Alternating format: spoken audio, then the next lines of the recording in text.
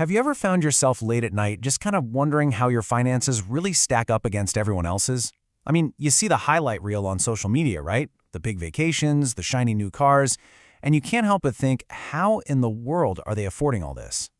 Well, today we're going to pull back that curtain and we're going to get past the posts and dive deep into the real numbers.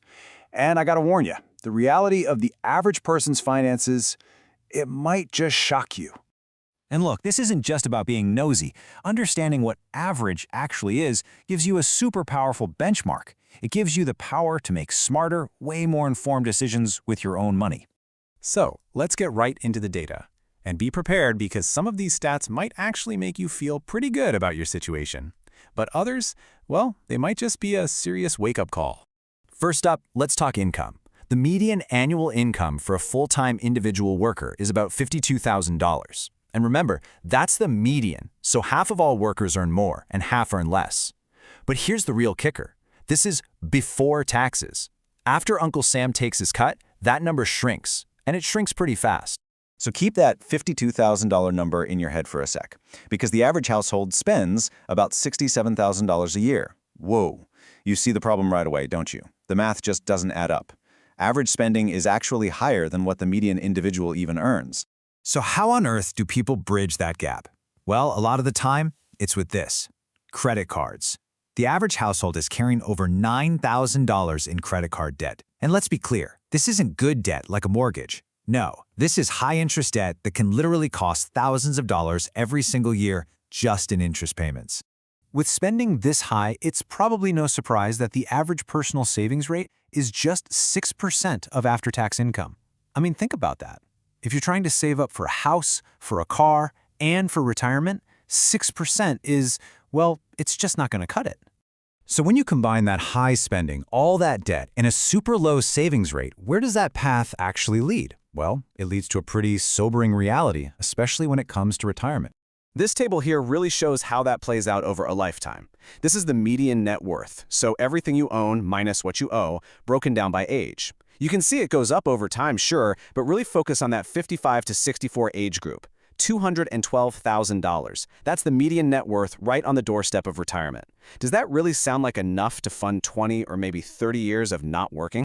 And for a lot of people, the situation is even more dire. Get this, about a quarter of all Americans have absolutely zero, zilch, nothing saved for retirement.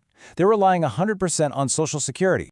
For the people who do have retirement savings, the median amount for those 65 and older is just $88,000. Just let that sink in. The result of a totally average financial life is a nest egg that's barely more than 1 year of average household spending. Remember that number? $88,000. So what does 88 grand actually get you? Well, if we use the standard 4% withdrawal rule, which is a safe rate to make sure your money lasts, you could pull out about $3,500 a year. That breaks down to less than $300 a month. $300.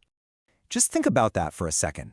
Even if you've paid off your house and you have Social Security coming in, could you really live on an extra $300 a month? To cover groceries, healthcare, utilities, everything? For most people, the answer is a hard no. No way. Okay, I know. That was the scary part. But here's the really good news, and this is exactly why I wanted to show you all this. The bar for being average is set incredibly low. It's actually pretty easy to do better than this. Look at the difference here. The average person saves a measly 6% while carrying all that high-interest debt. But the person on a better path, they just save 10 to 15% or more, and they completely avoid that nasty debt. These are not some radical, life-altering changes. They're just small, intentional shifts that create a completely different future. So here's the game plan. It's simple, but that doesn't always mean it's easy. First, save more than 6%. Aim for at least 10 to 15% of your income for retirement. Second, eliminate that high-interest debt. Make it your top priority. Third, don't just save. Put your money to work by investing for growth. And finally, you have to be intentional. You got to track your spending and make conscious choices about where your money is going. So here's the bottom line. These numbers we've looked at, they describe a path that a lot of people take, but they don't have to be your destination. You have a choice in the matter. You really do. I'll leave you with this thought. These statistics show us where the average person ends up, but they don't have to define where you end up. Knowing what average looks like is the first, most powerful step you can take to choosing something different, something better. The only question is, what are you going to choose?